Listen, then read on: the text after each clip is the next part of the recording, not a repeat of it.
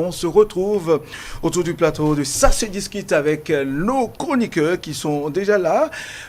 François-Xavier Noumon, consultant permanent. Une fois n'est pas coutume, vous commencez avec moi. Bonsoir. Bonsoir à vous, François-Xavier Noumon. Julio Tometti, bonsoir. Oui, bonsoir, heureux de vous retrouver. Très bien, merci à vous. Et puis le doyen Alphonse Moïse Soudé. Vous n'avez pas constaté les binocles de notre ami Julio? C'est pour mieux analyser l'actualité. Oui, vraiment. C'est ça. On a constaté. À la loupe. À la loupe. Très bien. Merci à vous. Vendredi dernier, ici, même autour de ce même plateau, on a eu à échanger par rapport à cette décision qui limite désormais le mouvement des minibus taxi dans la ville de Cotonou. Oui, aujourd'hui, la décision a pris effet. Première journée de l'application de cette décision. Où en sommes-nous? Quel a été le constat fait aujourd'hui tout au long de la journée? Nous allons en parler au cours de ces échanges, de ces débats ce soir. Moïse Alphonse Soudé, oui, vous avez certainement fait ce constat, la décision vendredi dernier, on en a discuté longuement. Aujourd'hui, quel est le constat que vous, personnellement, vous avez fait à travers la ville? Le premier constat, c'est que j'ai eu la paix avec les topa sur la voie quand j'allais au boulot. Ah, ça c'est heureux. Ça, c'est déjà une bonne nouvelle. Le deuxième constat, je suis allé il y a un parc de taxis, topa et autres dans la rue après le 7e arrondissement. C'était désert. Donc j'ai compris que les topa, parce que hier soir, ils ont fait le dernier désordre. Ils ont fait le dernier désordre. Ils ont cherché le clé un peu partout sur la voie. Donc je me suis dit, bon, ils veulent enterrer leur vie de désordre. Donc c'est déjà heureux que la circulation soit débarrassée de ces messieurs-là qui nous créent des emmerdements tout le temps, des accidents. Maintenant, bon, je n'ai pas eu la possibilité de vérifier si ceux qui sont venus de Porto-Novo et qui sont descendus à Abattoir, quels sont les moyens mis en place pour leur permettre, parce que tous mes amis qui viennent de Porto-Novo, ils ont des véhicules, donc ils sont venus directement à Cotonou, mais certains vont prendre taxi demain, et on verra ce que ça va donner. L'essentiel pour moi est que je suis heureux, bon, parce que les topa, moi j'habite une zone où ils sont très fréquents là-bas, la zone d'Akwapa, tout le monde sait les nuisances que les topa créent. Donc ce matin on a déjà eu la paix, on a roulé tranquillement, ils nous ont pas empêchés d'évoluer, donc c'est déjà une avancée qu'il faut maintenir. Parce que nous avons cette mauvaise habitude dans la cité, dès que nous déclenchons les opérations et que les gens deviennent sages, quelques instants après, nous baissons la garde. Et les gens se disent, bon, ils ont pris une décision, est-ce que cette décision-là va aller de l'avant? Il nous revient à tous et à chacun de contribuer au respect de cette situation, parce que Cotonou, c'est une grande ville qui est en train de prendre de l'ampleur. Cotonou veut être modernisé, donc c'est déjà... Moi, je salue je ne sais pas si le préfet a dépêché sur le terrain une équipe, ou je ne sais pas si c'est parce qu'on a dit aux gens qui seront verbalisés, amendés. Vous savez, les gens n'aiment pas ça parce que quand vous roulez topa, on ne sait pas quel bénéfice il y a sur ce que vous gagnez. Maintenant, si on doit vous verbaliser, vous devez gagner plus que ce que vous devez payer plus que ce que vous gagnez dans la journée. Vous avez intérêt à rester sage comme une image. C'est peut-être en quittant ce studio et en rentrant chez moi que je verrai si ils n'ont pas repris leur salut besoin la nuit. Très bien. Oui, Julio Tometti, donc certainement que vous avez fait le même constat de l'autre côté de Vaudière jusqu'à Calavi, à Kassato, etc. Oui, moi je suis dans la localité de Godomé, donc ayant mes activités dans le centre-ville. Il faut dire que la décision a été respectée. Je n'ai croisé aucun minibus, ces minibus-là qu'il appelait comme la Topa au centre-ville. Et il y a remarqué aussi que même dans les localités dans lesquelles ils sont censés circuler, Godomé ou autres, jusqu'à Vaudière, au niveau des rails, là, on ne les a pas vus aussi nombreux, donc quelques-uns seulement. C'est à croire que la décision a émoussé quelque peu les ardeurs. Il y en a carrément peut-être qui n'ont peut-être même pas travaillé, le temps peut-être d'apprécier la situation. Ce genre de choses dépend aussi quelque peu, de leurs clients qui sont leurs consommateurs. Parce que vous savez, ceux qui doivent se rendre à Tokpa, ça fait un peu double escale. C'est-à-dire vous descendez à Vaudiès si vous devez emprunter ces bus-là avant de prendre maintenant soit Tassi ou soit un Zémignan pour rallier Tokpa. Donc ça fait un coût additionnel. Et donc ces consommateurs vont forcément réajuster en fait leur mode de transport désormais. Est-ce que c'est Tassi qu'il faut prendre directement ou bien en fait il y aura forcément un changement dans les habitudes, aussi bien au niveau des transporteurs que des usagers qui prennent ces bus-là. Il faut dire qu'il n'y avait pas de raison pour que ces décisions ne soient pas respectées parce que moi j'ai beaucoup apprécié le processus de décision. Ça n'a pas été une annonce que le préfet a lancée. C'est une annonce qui est issue d'une concertation et ce sont les résolutions de la concertation qui ont été rendues publiques. Et donc, à partir de ce moment-là, c'est qu'il y a eu beaucoup de discussions préalables et donc l'information était même passée auprès de ceux-là même avant que le grand public ne soit informé. Donc, il n'y a pas eu que cela ne soit respecté. Maintenant, il y a à vérifier, à vraiment vérifier, à contrôler vraiment. Parce qu'il y a certainement des gens qui peuvent profiter de la nuit pour dire, bon, vraiment, il faut chercher un peu comme ils ont l'habitude de dire et, enfreindre ou bien dépasser les barrières à leur fils. Et donc, c'est à ça qu'il faut veiller. Mais il faut dire, Cotonou a retrouvé quelque peu sa quiétude. Très bien. Oui, François avait une mot. Et donc, c'était une bonne décision, contrairement à ce que les gens pensaient depuis vendredi, que cette décision était depuis jeudi, je dirais. Les gens, quels gens? Au fait, les Béninois, il y avait quelques critiques dont Alphonse Meissoulé se faisait le porte-parole. Mais bon, non, ça c'est une boutade, mais bon, mais il était censé aller faire le constat pour nous aujourd'hui, mais bon. Non, j'ai dit que ETV envoie ses caméras interroger le préfet. Mais bon, aujourd'hui on a pu voir, parce que c'est pour le site de l'abattoir. Sur mon trajet aujourd'hui, j'ai pu me rendre compte que oui, voilà, il y avait que la décision grosso modo a été respectée. Et sur le site, on a pu voir aussi que les taxis qui sont censés faire le reste du trajet étaient stationnés, les émigrants, ainsi de suite. La seule déception, c'était que le site n'est pas vraiment aménagé. Et déjà parce qu'il y a deux problématiques sur cet emplacement. Déjà, vous savez qu'à l'abattoir, il y avait déjà eu un nouveau site pour l'abattoir lui-même, c'est-à-dire de l'autre côté, toujours dans la même concession.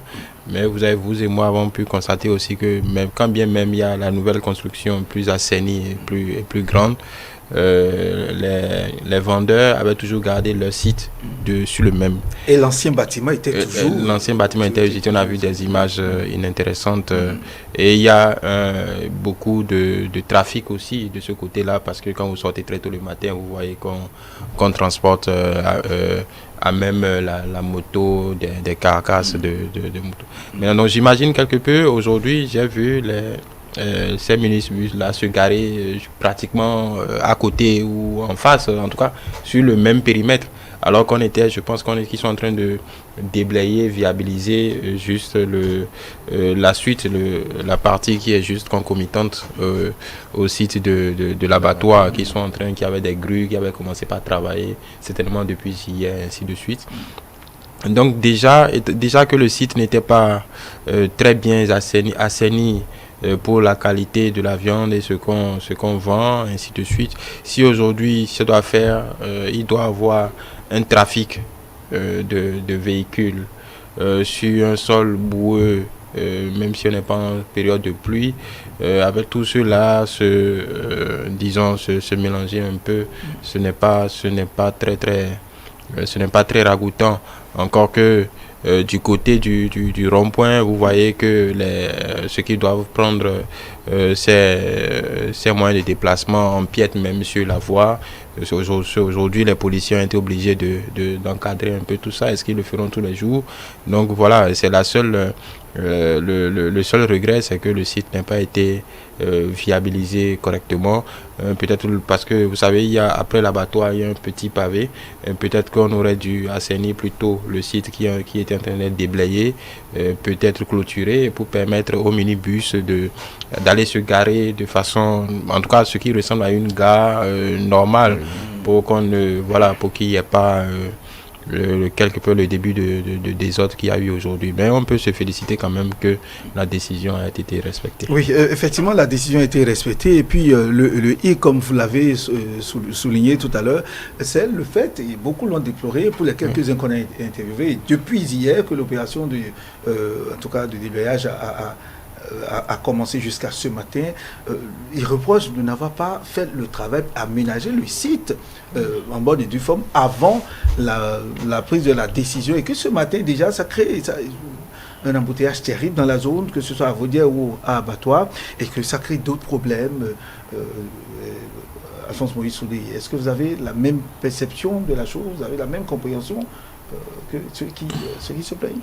Non, en réalité, avant même les plaintes des usagers de ce matin, je crois que parmi les voix critiques qui s'étaient élevées, c'était de savoir est-ce que le site était approprié, aménagé pour accueillir ce trafic-là. C'était l'une des critiques qu'on formulait par rapport à la décision du préfet. Parce que là, maintenant que le travail a commencé, désormais, ces gares routières sont utilisables. Est-ce qu'on aura encore le temps d'aménager? Parce que c'est ça qui pose le problème. Moi, j'ai dit qu'on aurait pu attendre de tout aménager, apprêter, parce que sur les gares routières, si on n'y met pas de l'ordre, il y a aussi une certaine indiscipline qui s'installe au niveau des conducteurs. Parce que si l'autre il a mal garé, il ne permet pas au suivant d'entrer dans la gare. Donc, il va falloir qu'au niveau peut-être de la DST, des services techniques, que l'on puisse accélérer les choses pour voir dans quelle mesure. Parce qu'il faut d'abord aménager l'espace, il faut délimiter les places pour chaque bus, comme on fait au niveau des parkings. Il faut peut-être à l'entrée construire, je ne sais pas comment, une cabane pour les tickets, ainsi de suite. Les percepteurs, pour qu'il y ait quand même de l'ordre, pour que quelqu'un ne vienne pas faire du désordre. Bon, voilà, des toilettes, il y a beaucoup de choses. Je crois qu'à la fin de cette journée, normalement, le préfet et son équipe technique devraient se retrouver pour apprécier et prendre en compte les différentes critiques formulées pour qu'on aille de l'avant. Parce que vous ne pouvez pas demander aux gens d'occuper un espace qui n'est pas, entre griffes, adéquat pour le travail. Vous savez que quand on dit gare routière, il y a un espace, comment disons, apprêté pour les vendeuses, parce que là aussi s'y déroule une activité commerciale très intense pour les clients qui viennent prendre les bus, pour les chauffeurs. Donc il faut... Bon, oui, les vendeuses, ceux qui vendent les sachets du Pure Water, disons les vendeurs. Donc il faut. Vous ne pouvez pas faire la promotion du Pure Water sur notre plateau. Non, je n'ai pas donné la main du Pure Water. Non, c'est pas un sachet, c'est pas du sachet biodégradable. L'utilisation du sachet plastique est interdite en République du Bénin. Peut-être un espace pour les vendeurs à la sauvette. Il faut apprêter un espace peut-être pour les forces de l'ordre et de sécurité. Il faut apprêter aussi un espace pour les agents de santé, pour d'éventuels cas d'accident. Les vendeurs à la sauvette n'ont pas besoin d'emplacement, puisqu'ils sont vendeurs à la sauvette. Oui, justement. Vous savez, quand je dis vendeurs à la sauvette, c'est que ils sont quelque part là, ils doivent être quelque part. Le temps que les bus arrivent, ils sont censés n'être nulle part. Non, ils sont sur les parcs. C'est pas tout le temps que les bus arrivent, mais ils sont debout quelque part. C'est-à-dire qu'ils ne vont pas rester debout n'importe où. Parce que vous savez, il y a des chauffeurs qui sont dingues. Parce qu'ils vont conduire du n'importe quoi. Et pour eux, c'est que c'est notre parc. Personne ne doit traîner là. Donc il y a ces réajustements. Je crois que si c'est... Le préfet doit peut-être discuter avec le ministère de l'Environnement, le ministère de l'Intérieur pour voir qu'est-ce qu'il faut faire. Parce qu'il ne faut pas que demain les conducteurs trouvent un prétexte pour dire, bon, comme le site n'est pas approprié, ils vont reprendre leurs mauvaises habitudes. Oui, Julio Tometti, les populations environnantes interrogées de part et d'autre ont d'ailleurs, à part que le site n'est pas aménagé avant la prise de la décision, oui, ce qui sera réglé certainement d'ici la fin de la semaine, à part ce problème, ils ont quand même apprécié... Avant la fin de la semaine. Certainement. Vous avez un chronogramme? Oui, certainement. À l'allure où vont les choses, ça va véritablement très vite. Il est en contact direct avec le ministère et le préfet. Certainement, oui. Et donc, la population environnante a apprécié, c'est forcément d'autres activités qui vont se développer. Dans le même temps, comme l'a souligné M.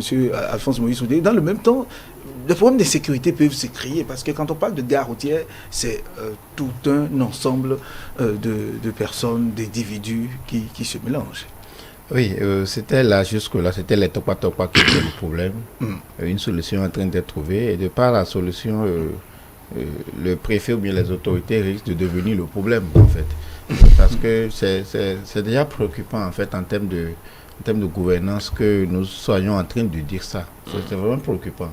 Que, comme on le dit, l'on mette généralement la charrue avant les bœufs, ça pose un problème. Nous ne devons pas être aujourd'hui en train de réfléchir à comment aménager cette différence. Ça devrait avoir été fait. Bon, ils ont encore peut-être la chance de recoller les morceaux en prenant très vite, d'accord, les mesures nécessaires qu'il faut pour rendre ces sites-là viables. Parce que, comme vous l'avez dit, c'est vrai, comment dire, un parc ou une gare routière, oui, c'est beaucoup d'activités qui se développent autour. Et cela engendre bien naturellement aussi des questions d'insécurité. Et quand on sait aussi le profil, d'accord, des premiers acteurs qui sont les chauffeurs, avec tout ce que nous avons à leur reprocher, chauffeurs, racoleurs, voilà, si nous savons ça, c'est-à-dire que bon, si l'environnement n'est pas propice, beaucoup de dégâts pourraient survenir. Il ne faut pas oublier les questions peut-être de trucs là, les questions d'ordre sanitaire, parce que le cadre, comme François le décrivait, pour vous dire, le problème ne se pose pas en termes de trucs là, mais à celui-ci de l'abattoir, il y a vraiment matière à réfléchir en termes de salubrité et autres.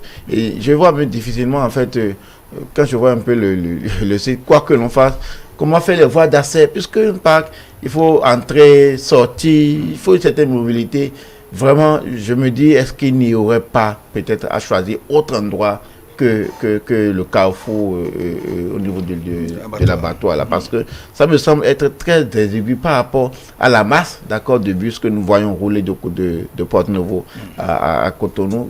Dans peu de temps, d'autres problèmes vont se créer et je suis sûr que peut-être que les autorités réfléchiront à trouver un autre. Bon, pour moi, c'est ce qui est souhaitable pour mettre les uns et les autres à l'aise. C'est en cela qu'on ne peut apprécier la justesse de la décision, parce que si ceux-là aujourd'hui portent des récriminations, soient obligés d'être d'accord avec eux, parce que vous avez voulu régler leur problème, le problème dont ils sont les causes à venir nous dire, mais dans le même temps, on en crée d'autres, on n'a pas pris les précautions nécessaires, parce que, comme on le dit chez nous, bon, quand vous voulez résorber un problème, il faut le résorber pour ne pas devenir coupable en fait de ce que vous étiez entre-temps en train d'accuser. Donc s'il y a un effet, c'est ce qui risquerait d'arriver, et l'autorité préfectorale vraiment aura perdu en termes de leadership managérial par rapport à cette question-là, qui vraiment est restée salutaire. Donc il ne faut pas que cette tâche-là viennent quand même remettre en cause ces mesures salutaires qui ont été prises. Oui, François Xavier Edmond, dans ces conditions, il n'y a pas que le préfet ou le maire qui seront impliqués. Il y a même les autorités locales, normalement. Je vais parler du maire, du chef d'arrondissement, du chef quartier, les conseillers, tout ce monde qui devront travailler. Ils ne peuvent rien faire. Travailler ensemble pour assurer au moins la sécurité. Ils ne peuvent rien faire. C'est sur les décisions au plus haut niveau, notamment au niveau préfectoral, qui descendra vers la base dans la mise en œuvre. Mais il ne peut pas avoir d'initiative à la base. Oui, en tout cas pour accompagner la mise en exécution. Oui, de toute façon, à un niveau ou à un autre, ils seront forcément impliqués. Maintenant, je ne connais pas personnellement le site de Vaudière. Mais déjà, je pense, et j'ignore aussi le site de l'abattoir est provisoire ou pas, mais il faut vraiment, il faut vraiment viabiliser le site, parce que déjà, là, comme Julio le disait, la voie d'accès est petite, parce que il faut que ce soit dans le sens de Tokwa où dans ce quartier de l'abattoir, disons qu'il va falloir parer au plus pressé, sinon on est parce qu'il faut pas simplement imaginer les véhicules, il faut voir tout le trafic qu'il y a autour. Parce que ce matin, c'était un embouteillage monstre. C'était un embouteillage monstre. Donc, il est important de penser à tout cela. Il aurait été heureux de penser à tout cela avant. Maintenant, on y est. Peut-être qu'on va on va ajuster la décision petit à petit. Surtout que dans quelques mois, le marché urbain en face sera fini et ça va encore poser d'autres problèmes de trafic. Donc si on ne résout pas ça maintenant, c'est tellement que ce plan a été bien pensé. Parce que je suis de ceux qui pensent déjà que l'emplacement du marché était déjà un problème. Était déjà un problème et là, c'est peut-être la résultante des dérives qu'on a dans la gestion du foncier. Peut-être que les réserves administratives prévues à cet effet ont été bradées et c'est le reliquat qui restait, c'était le seul emplacement qui restait pour construire ce marché. Mais on va attendre de voir pour le plan final pour apprécier véritablement. Déjà que, je reviens toujours sur la question de l'abattoir, déjà que ça aussi, comme on le dit en anglais, c'est une sorte de unfinished business parce que un nouveau site apparemment plus intéressant a été trouvé pour ceux qui travaillent pour cet abattoir, mais l'ancien bâtiment est resté, le comptoir de vente est resté, et aujourd'hui au comptoir de vente viennent stationner juste à côté du comptoir de vente et vraiment à côté viennent stationner ces minibus là qui vont soulever poussière, déjà que il y avait déjà de la poussière à ce niveau, qui vont soulever de la poussière, il y aura du trafic. Je n'imagine pas en période de pluie. Voilà, et puis la voie de sortie qui tombe sur le goudron et tombe directement sur le carrefour est très exiguë.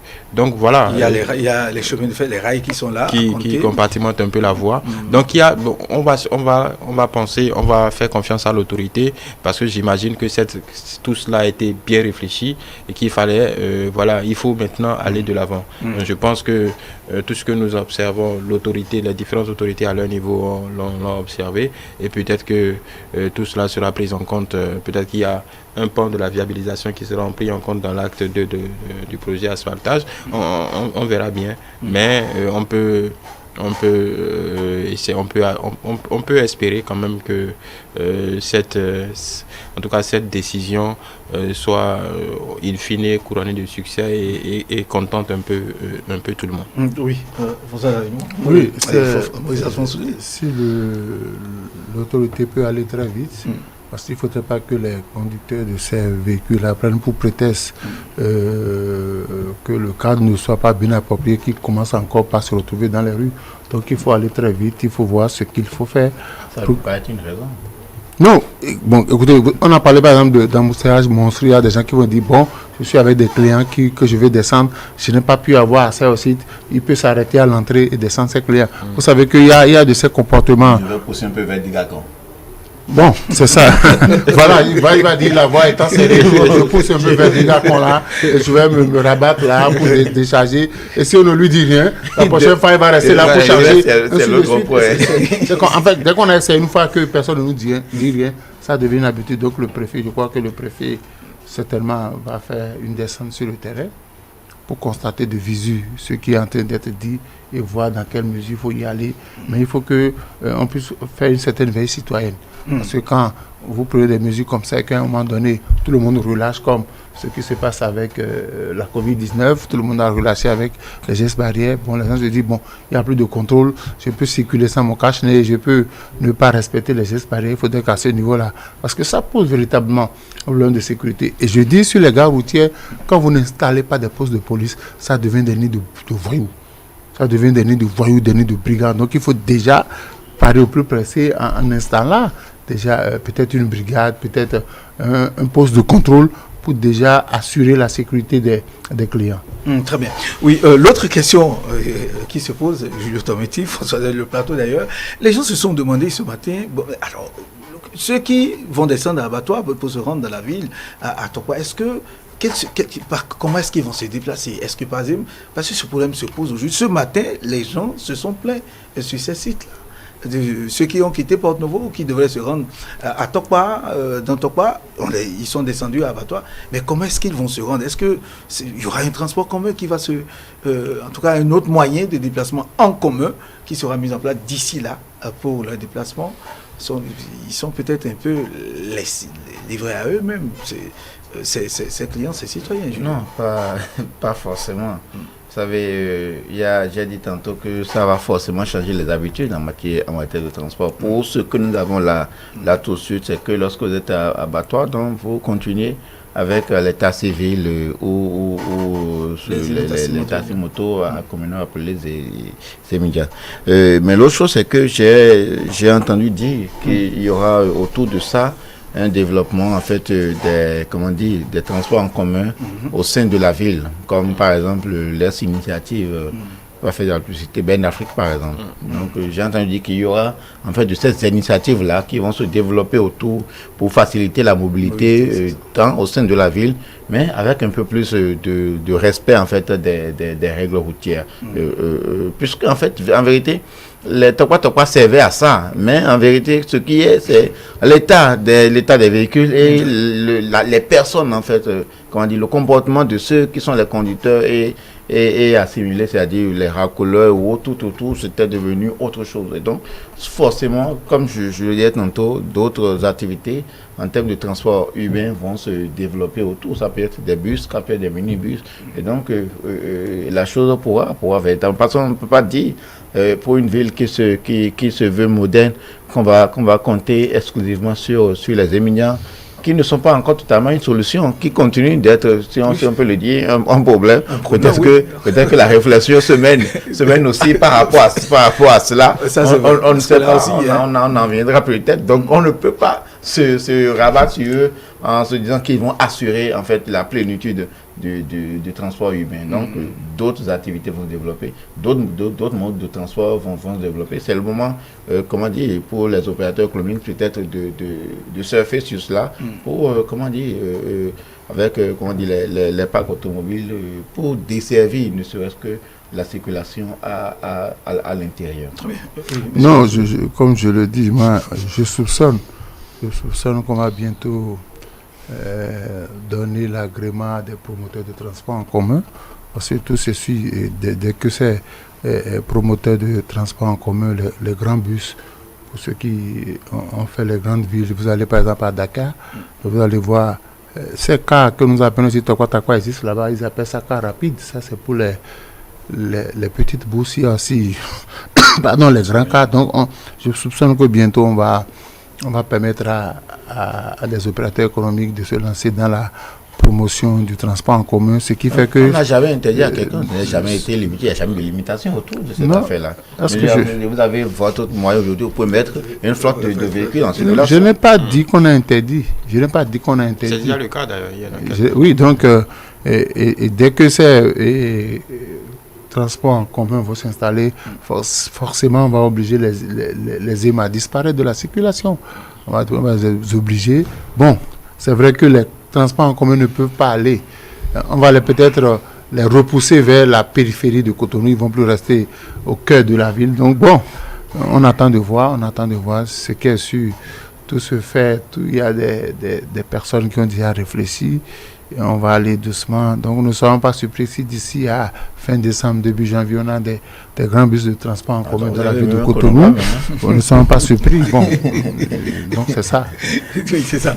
François, vous avez non, on peut penser que ce sera le cas. D'ailleurs, dans la loi de finances de 2002, il y a une exonération faite pour les importations de bus, minibus neufs. J'insiste là-dessus. 9, bien sûr. 9. Certainement que les commandes sont déjà faites. Pour alimenter un peu Mais je pense que c'est la suite logique, hein, la suite d'une ville en développement, avec les investissements qui ont été consentis ces dernières années pour l'aménagement du cas de vie. Encore que ça va poser d'autres problèmes qu'il faudra régler. Par exemple, les abris-bus. On a vu le sort qui a été réservé à ceux qui ont été construits sur le tronçon vers Porte-Nouveau. Il n'en reste pratiquement, tout a été saccagé, il n'en reste pratiquement plus. Donc il faut aménager sur ces grands tronçons. Je ne sais pas comment on appelle, ce ne sont pas des voies, en tout cas des voies d'arrêt pour permettre quand même à ces bus-là de pouvoir stationner. Comme ce que nous faisions sur le campus, les arrêts de bus et puis bon. Oui, les arrêts de bus, encore que ce sont pratiquement les mêmes tronçons qu'ils apportent, que ces bus apportent aujourd'hui, mais ce gars, comme tous les autres véhicules, en temps normal, les véhicules de cette taille ne peuvent pas occuper le trottoir comme ils le font. Il faut forcément des accoutrements pour leur permettre de stationner, de pouvoir prendre des passagers et revenir sur la voie normale. Donc ça va certainement demander des aménagements sur les grands tronçons, mais je pense que c'est la suite logique de ce qui devrait arriver. Et c'est vrai qu'il faut rendre hommage au Tokpa parce que oui, on ne s'en rend pas compte, mais bon, c'était déjà le transport en commun. Le transport en commun, c'est-à-dire le transport en commun un peu sauvage, certainement pas très très sécurisé, mais bon, là je pense qu'on est dans une dynamique qui devrait nous permettre d'aller et qui dit grand bus, plus en temps normal, plus le bus est grand, plus le coût à la place est forfaitaire. C'est le but du jeu, parce que si on a ces moyens-là et puis il n'y a pas vraiment d'incidence sur le prix de transport. Ça ne veut pas dire gratuit, hein, parce que nos compatriotes ont vite fait de crier à l'arnaque, mais bon, ça devrait quand même aider. Et c'est bien, ça fouette l'économie si les promoteurs peuvent s'engager dans cette voie. Ce serait bien. Et pour aussi surfer sur le transport lacunaire aussi, c'est demander aux opérateurs économiques de surfer aussi ce domaine-là. Le transport lacunaire, par exemple, quitter, je dirais, de l'autre côté de Yinawa, bateau pour se rendre à Tokpa. Le transport fluvial aussi, ce serait aussi intéressant. Parce que la première difficulté, c'est par rapport aux commerçantes. Je prends ceux qui quittent Akpakpa, Yinawa, Minotu, Vodou, Honto et qui vont faire les activités au niveau de Tokpa. D'habitude, elles prennent les Tokpa parce que par rapport au coût de revient, c'était accessible. Maintenant, elles sont obligées de prendre les immigrants qui ont la manie de spéculer très vite. Ils ont même déjà commencé par spéculer ce matin, ils ont spéculé. C'est de bonne guerre. Donc, là où les gens prennent 300, il y a des émis ce matin qui ont refusé 400 francs. Ils ont refusé 400 francs. Bon, donc, voilà, là, comme ça, peut-être que ça aura des retombées sur les produits, parce que la dame m'a dit, écoutez, j'ai pris mon poisson de Yinama Tokpa pour aller à Tokpa, j'ai pris les émigrants qui d'habitude me prenaient 300, ce matin m'a pris 400 ou 500, donc je dois répercuter ce prix-là sur le prix de revient de mon poisson, et ça va poser un problème. Donc je crois que l'État va certainement prendre cette décision. D'ici à là, ces problèmes seront réglés et tous les écueils qui se trouvent sur le chemin de ce projet, parce que c'est certainement un grand projet, réorganiser le transport urbain dans la ville de Cotonou. Bon, donc on attend de voir comment ça va aller. Très bien. Je rappelle aux téléspectateurs qu'ils peuvent participer à cette discussion en envoyant leur proposition, leurs questions au numéro qui s'affiche à l'écran, le 54 10 18 19. Et nous nous chargerons donc de les transmettre aux téléspectateurs, aux invités ici. Nous allons aborder le second sujet. Depuis environ moins de 48 heures, nous avons appris que la subvention de la chloroquine, cet important médicament qui rentre aujourd'hui dans le traitement de ce qu'il convient d'appeler cette pandémie, la subvention a été levée et que le prix de la chloroquine et assimilés ont connu une augmentation. C'est bien la nouvelle et on se demande, pose la question de savoir pourquoi cette subvention a été levée et surtout que nous traversons une période assez sensible. Qu'est-ce qui justifie cette décision selon vous, Julio Tometti? La subvention sur la chloroquine a été levée, ça revient à son coût, ce qu'on peut appeler son coût marchand. Il y a à voir dans cette mesure deux choses. La première chose, c'est que tous les pays au monde ont consenti de gros investissements au tout début de la crise pour parer au plus pressé, parce qu'on n'avait pas d'autres solutions que la chloroquine et d'autres produits assimilés. Donc, les gouvernants, déjà même au niveau de l'OMS, des mécanismes ont été mis en œuvre pour accompagner les États, pour que les États, à leur tour, puissent rendre ces produits les plus accessibles que possible. Nous ne sommes pas encore sortis de l'auberge, nous sommes toujours dans la crise, quand bien même on peut dire, bon, les effets ne sont plus les mêmes, ou bien l'effet de communication n'est plus la même. Mais nous avons aujourd'hui une autre solution, quelles que soient les polémiques que cela peuvent générer. Il y a aujourd'hui les vaccins, d'accord, qui sont aussi une grande solution pour la pandémie. À partir de ce moment-là, le traitement, aussi bien le traitement que la prévention deviennent libres, deviennent à la portée de chaque citoyen. Et c'est cela qui me fait dire que peut-être que au-delà même de ces médicaments, je me demande, est-ce que c'est vrai, nous nourrissons, beaucoup nourrissent en fait un certain nombre de réticences par rapport au vaccin. Je me dis, est-ce que comme il a été susurré un peu, je me dis, est-ce qu'il n'y arriverait pas un moment où le vaccin aussi deviendra payant, parce que jusque-là, c'est comme je l'ai dit, c'est de lourds investissements qui sont consentis pour rendre disponibles les diversités de vaccins que nous avons. L'autre chose, c'est que c'est aussi une politique sanitaire. Lorsque on subventionne un produit pharmaceutique, c'est pour que d'abord faire découvrir le produit, d'accord, et pour que les gens puissent avoir essentiellement accès à cela. On a fait l'analyse que est-ce que les gens continuent de prendre le chloroquine aujourd'hui? Oui. Comment le prend-on? On le prend sans bien même sentir le mal. Il y en a qui ont pris l'habitude de le prendre quand bien même ils n'ont rien à voir avec le mal. Ils sont rentrés dans leurs habitudes à titre. Oh, c'est le dernier recours, selon les médecins. À titre préventif. Donc, on en donne aux enfants parce qu'on se dit, bon, il y a le vaccin, mais on n'est pas sûr du vaccin, on est plus sûr donc, ce n'est plus forcément dans le traitement résiduel, en fait, du mal. Ça devient comme du para que tout le monde a généralement dans sa boîte à pharmacie à la maison, et ce sont des coûts pour l'État. Donc, il faut revenir au coût normal pour que ces investissements puissent être orientés peut-être dans d'autres secteurs même de la santé, ou bien pourquoi pas ailleurs. Mais de toute façon, c'est fait pour nous garantir en fait une santé, parce que lorsqu'on ferme quelque part, c'est forcément parce que c'est orienté ailleurs. Je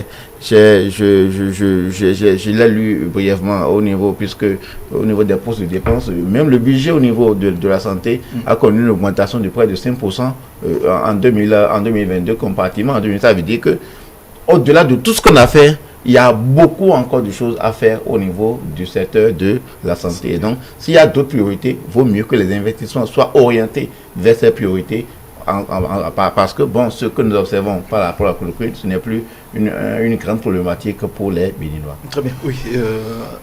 Non, j'ai juste remarqué que le prix de la chloroquine a augmenté de 280%. Quand c'était à 500 francs, les gens trouvaient que c'était déjà cher, et que c'est quand même dans le cas extrême, que certains se rendaient à la pharmacie pour s'en procurer. Maintenant, c'est passé. C'est devenu plus cher. Moi, je ne sais pas quel est l'objectif visé par le gouvernement en levant la subvention. Il revient au gouvernement de nous l'expliquer.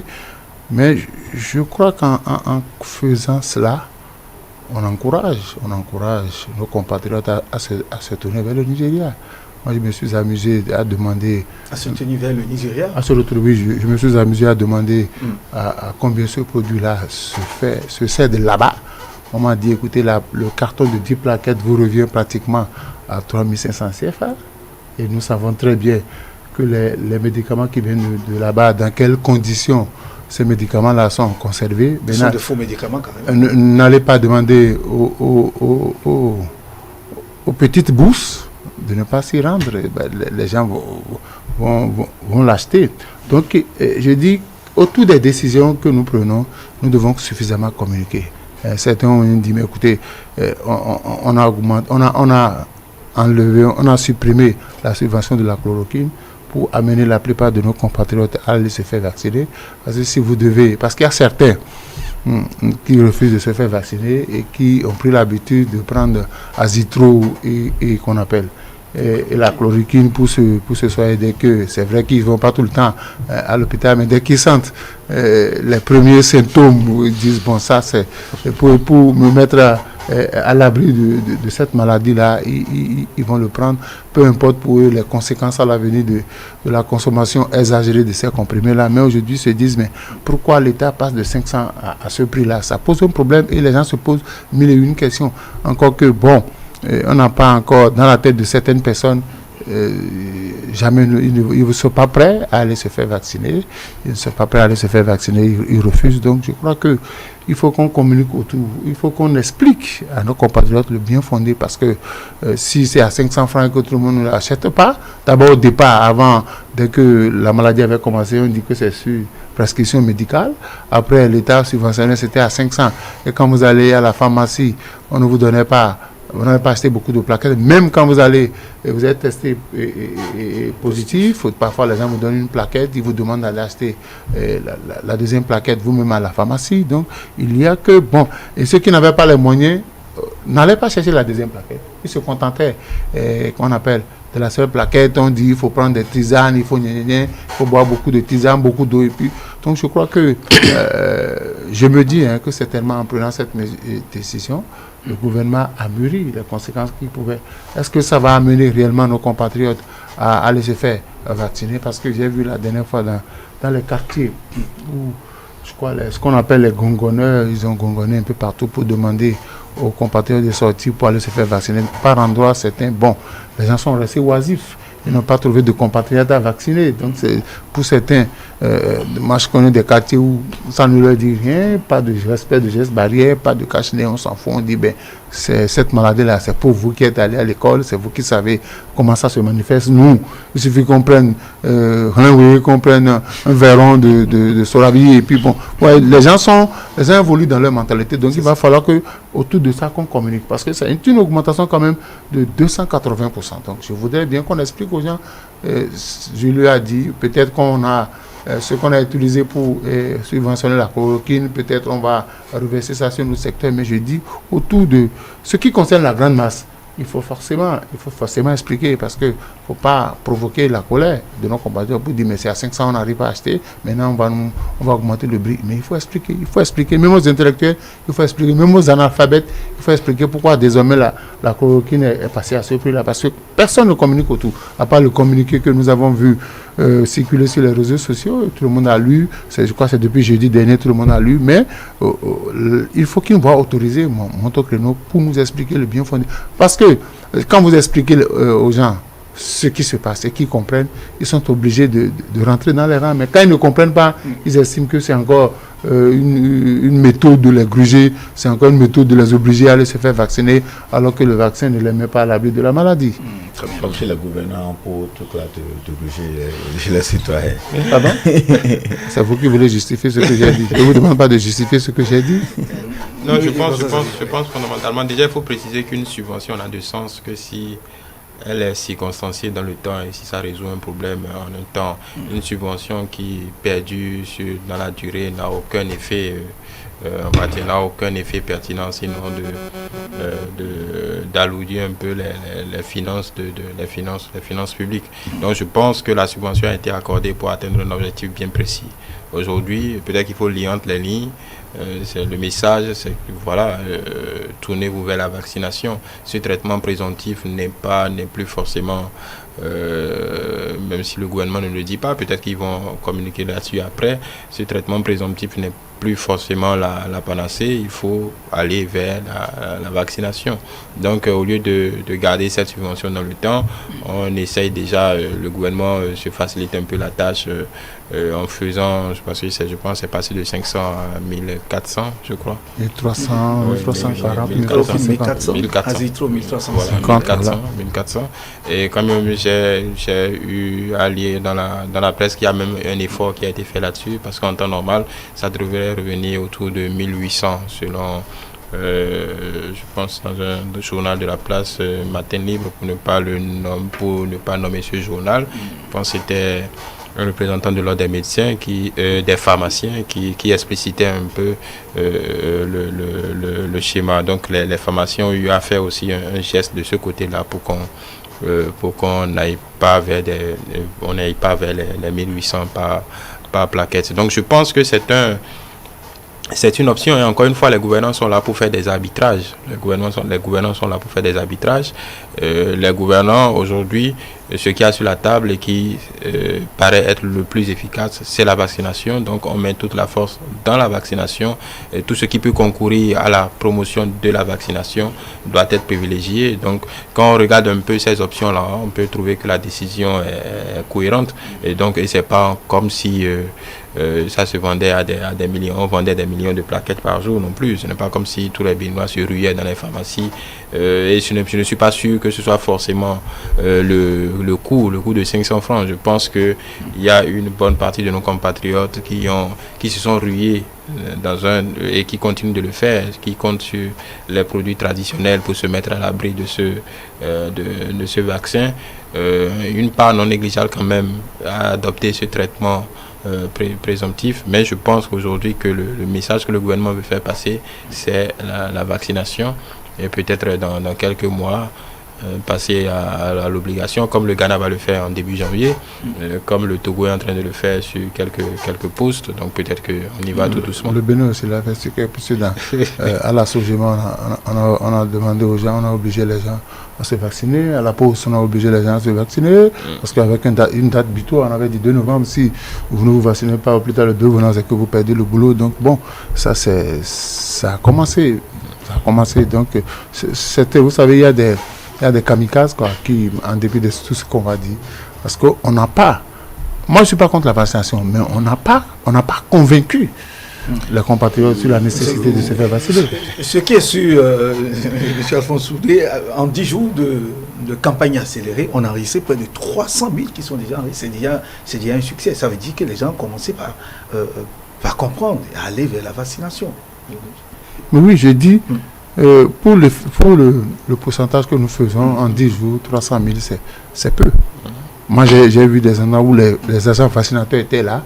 Il n'y a pas eu, ils n'ont pas eu une griffe de clients pour se faire vacciner. Donc, je dis, le problème, c'est la manière dont on avait communiqué autour pour qui vous souviennent, que nous avons fait une émission sur ce plateau après l'intervention du ministre de la Santé. Et j'ai dit que le ministre, dans son exposé explicatif, n'avait pas convaincu les compatriotes sur l'opportunité de vraiment faire la vaccination. Parce que si on sensibilise et que le Béninois comprend pour lui l'enjeu de se faire vacciner, il le fera. Mais j'ai dit, on ne peut pas amener les gens à se vacciner sous la contrainte. Moi, j'ai vu des gens qu'on a contraints pratiquement à la vaccination. On a contraint des gens à la vaccination. Donc, c'est un choix. Quand on veut se vacciner, la personne se lève de chez lui, dit ce matin, mais écoutez, il faut que j'aille me faire vacciner. Et puis, moi, j'ai accompagné quelqu'un la dernière fois qui dit, accompagne-moi. Si je me fais vacciner, il a fait son truc tranquillement. Bon, le reste, bon. Maintenant, si les gens pensent que ça va devenir une contrainte, il faut quand même qu'on leur explique la nécessité de se faire vacciner. Et puis, le reste, c'est gérable. Je pense qu'on l'a assez expliqué. Je pense quand même que les autorités, le ministre de la Santé, il a quand même mouillé le maillot pour cela. Il a explicité en français, il a explicité en fond, je ne sais pas encore dans un autre... Mais il n'a pas pu convaincre les cadres de son ministère. Non, c'est ça, je pense que pour moi, c'est un faux débat. Parce que même quand vous regardez dans les pays où les gens sont à 86% de vaccination, personne n'a convaincu personne. On a trouvé des moyens de contraindre, des moyens déguisés pour que les gens y aillent. La France est pratiquement à 90%. Gonflé. Allez, non, ça. Bon, Ah. ça c'est votre, C'est ça le c'est chiffre votre, bon, officiel que nous ça avons. c'est votre avis. Ça c'est votre avis. Je n'ai rien pour contester. Mais je sais quand même que les gens sont allés se faire vacciner en masse. Mais c'est pas parce que. Je suis d'accord que les gens sont allés se faire vacciner en masse. Mais ce chiffre-là ne donnait pas ça. Non, je le donne, puisque c'est ce que le gouvernement français communique. Maintenant, si vous avez d'autres explications, ça c'est vous. Ça c'est ce que le gouvernement français communique. Aux États-Unis, je pense qu'on est encore un peu, on est à un peu plus de cela. Dans d'autres pays, on a déjà atteint les 90%. Et là, c'est pas seulement pour la première dose. Là, on parle déjà de la 3e dose. En France, on parle déjà de la 4e ou de la 5e dose. Voilà, donc c'est colossal. Donc, et même dans ces pays-là, ce n'est pas comme si quand le président Macron a parlé, le président Biden a parlé, tout le monde est allé se faire. Non, on a contraint, c'est comme ça, on a contraint les gens à le faire. Donc cette histoire de convaincre les gens, non. On ne peut pas convaincre des gens qui ne veulent pas être convaincus. Je ne sais pas encore ce que le ministre va inventer, quelle pédagogie il doit faire pour convaincre les gens, pour faire ci, pour faire ça. Il y a un argument qu'on sort souvent, on dit oui, si le gouvernement, c'est la fameuse clause qu'on doit cocher sur les cases, si le gouvernement se désengage. Encore une fois, et peut-être c'est sur ce point que les autorités n'ont pas vraiment communiqué, quand même le ministre aussi, je l'ai déjà entendu l'expliciter, les gens doivent comprendre que en temps normal, et ça rejoint un peu ce que j'ai l'habitude de dire, ça rejoint tous les domaines de notre vie publique, on revient à une sorte de normalité. Parce qu'en temps normal, un médecin, pour vous soyez le moindre acte qu'un médecin doit pratiquer sur un patient, il doit demander son consentement. Quand bien même il est conscient des risques. Le chirurgien qui veut opérer, quand bien même vous êtes conscient, même pour un appendicite ou une opération bénigne, il doit requérir votre consentement. Ça ne veut pas dire que c'est parce qu'il reconnaît que rien n'est parfait. Ça peut mal se passer. Donc, parce que si on s'en tenait à cet argument, personne n'opérerait personne, il n'y aurait aucun acte médical sur personne. Puis on dirait, si le médecin me demande un consentement, c'est que le médecin n'est pas sûr. Mais dans la loi, c'est ce qui doit être fait. Et le ministre avait bien fait de dire que normalement, ça devrait être généralisé. C'est vrai que ça tombe à un mauvais moment où il y avait déjà de la suspicion. Donc les gens se disent, mais écoutez, on n'était pas habitués. Bon, les gens ne sont pas habitués à ça. Quand ils disent ça, ils se disent, mais pourquoi le gouvernement nous demande de cocher ça? Mais il faut que les gens comprennent que c'est la normalité. Dans un pays sérieux, aucun praticien, mais pour le moindre acte, on doit vous demander votre consentement. Comme les pharmaciens doivent obligatoirement expliciter, mettre l'accent sur des effets secondaires d'un produit. Quand vous allez à la pharmacie, ils ont l'obligation de vous indiquer, de vous le dire, sans que même vous ne le demandiez. C'est une obligation. Donc on revient petit à petit dans une normalité. C'est vrai que ça n'a pas aidé, mais c'est un argument. Je ne vais pas banaliser les craintes des gens, mais je ne vois pas vraiment ce que les autorités peuvent dire pour convaincre ceux qui ne veulent pas être convaincus. Donc je pense que si vous êtes convaincus, vous n'êtes pas contre la vaccination, comme on l'est autant sur ce plateau. Déjà, faisons le travail chacun de notre côté. Trouvons les mots pour convaincre ceux qu'on connaît d'aller se faire vacciner. Là, je pense qu'on aiderait l'autorité publique à faire la pédagogie nécessaire pour ça. Parce que, franchement, je ne vois pas. Il a explicité, il a parlé longuement.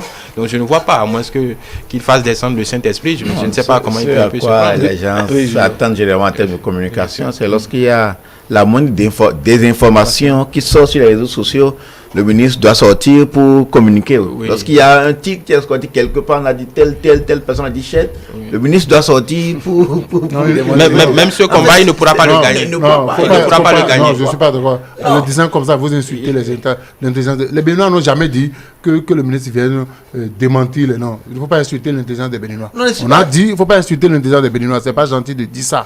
Les gens n'ont pas dit au ministre de venir démentir les rumeurs. Oui. Les gens n'ont pas dit ça. Il ne faut pas insulter l'intelligence des Béninois. Qu'est-ce que le ministre doit faire encore en termes d'information? Je dis, est-ce que pour ça, moi j'ai dit par exemple, on devait faire une tournée nationale. Parce que c'est un enjeu national pour dire aux gens. Parce que j'ai toujours dit et je répète, le Bénin ne se limite pas dans les grandes villes. Le Bénin ne se limite pas dans les grandes villes. Le Bénin ne se limite pas dans les grandes villes. En temps normal, on devrait faire une tournée avec des équipes pour amener les gens à se vacciner. Si les gens ne vont pas vers la vaccination, allez vers eux. Si les gens ne vont pas vers la vaccination, allez vers eux. C'est ce qui est en train d'être fait. La vaccination va vers les gens. Mais à moins que j'ai mal compris, c'est le but de la campagne. Que la vaccination aille vers les gens. Et quand ils ont fait la campagne, ils ont arrêté. Ils ont qu'ils fassent le point. Non, on est en pleine campagne. Parce que ce que moi j'ai vu. Il y a un point qui a 10 jours après qui a été fait. C'est ça qu'on a. Parce que dans certains milieux, le fiche de 300 000. Oui, non, enfin, je suis d'accord qu'il y ait des failles ici. Aucune œuvre ne peut être parfaite. Je suis d'accord que l'autorité publique a certainement ses failles de gauche et à droite.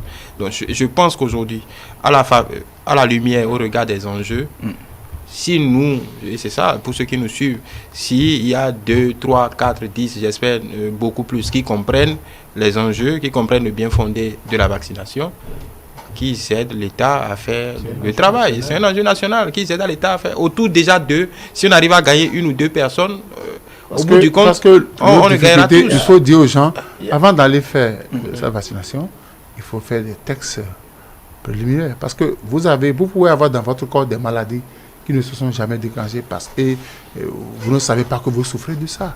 Moi, j'ai dit une chose, c'est de demander aux gens, avant d'aller se faire vacciner, il faut faire ces examens, un petit bilan de santé pour voir de quoi on souffre réellement. Si je ne sais pas de quoi je souffre, que par mauvaise coïncidence, je vais me faire vacciner, que je fais une crise, systématiquement, on dira que c'est la vaccination. Je un élément, et Xavier le disait si très bien, ce qu'on fait signer. En fait, ça ne veut pas dire que l'État se désengage.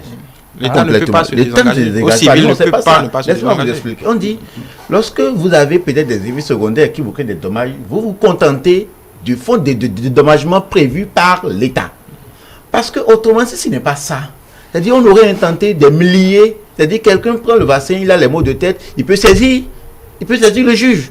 D'accord? Au fait de dédommagement, en fait, c'est ça. On a voulu circonscrire. On dit, vous ne pouvez avoir que ce que l'État a prévu en termes de dédommagement. Donc, ça ne donnera pas lieu à d'action judiciaire. Sinon, on serait... C'est comme ça dans tous les pays, quand le vaccin... Et cette fiche-là, ce n'est pas le Bénin qui l'a produit. Ça veut dire concrètement que l'État reconnaît sa responsabilité civile. Donc, tout ce que les gens disent dans ce sens-là n'a aucun sens. Voilà. L'État, c'est écrit noir sur blanc, l'État reconnaît sa responsabilité civile. Ce n'est pas que l'État se désengage. Très bien. Merci à vous, François-Xavier Noumon, Julio Tometti, Alphonse Moïse Soudé. Merci. Nous sommes pratiquement à la fin de cette discussion. Et nous remercions les téléspectateurs qui ont envoyé différents messages concernant d'ailleurs le premier sujet que je lis. Notre ami Martin Bemenou depuis Abomey-Calavi qui dit que c'est une bonne décision pour réguler les moyens, la mobilité, les moyens de transport de vaudières et de abattoirs, mais qu'il propose que Benetassi stationne à ces endroits-là et les prennent, ceux qui doivent quitter abattoirs et autres, à un prix raisonnable. C'est une proposition à un prix vraiment raisonnable. Ça, c'est Martin Bemenou depuis Abomey-Calavi. Voilà, c'est une proposition de M. Bemenou Martin. Merci, mesdames et messieurs, de nous avoir suivis.